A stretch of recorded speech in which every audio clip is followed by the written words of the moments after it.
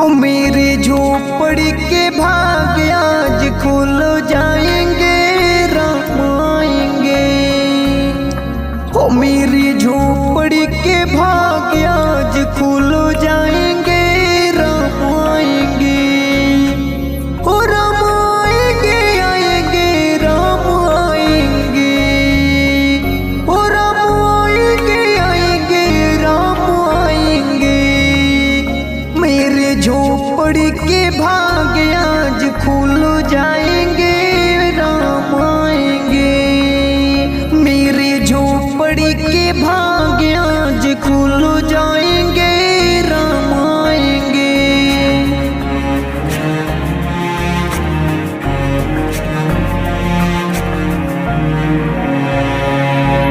राम आएंगे तो अंगना सजाएंगे, दीपा जला के हम दीपावली मनाएंगे।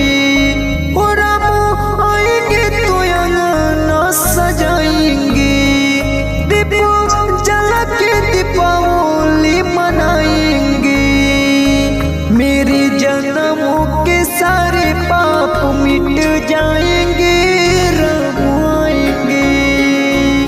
मेरे झोपड़ी के भाग आज खुल जाएंगे, राम आएंगे।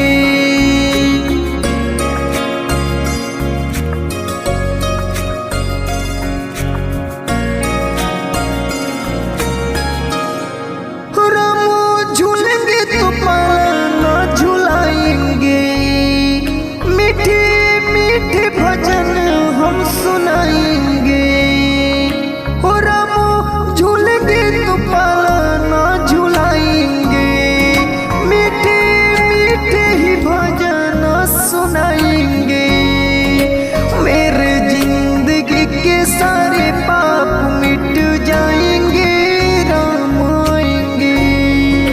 मेरे झोपड़ी के भाग आज खुल जाएंगे, राम आएंगे।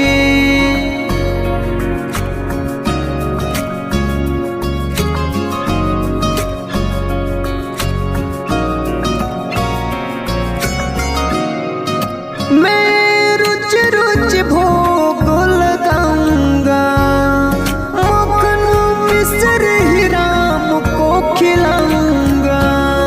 मैं रुच रुच भोग लगाऊंगा, प्यारी प्यारी राधे प्यारे श्याम संग आएंगे, राम आएंगे। प्यारी प्यारी राधे प्यारे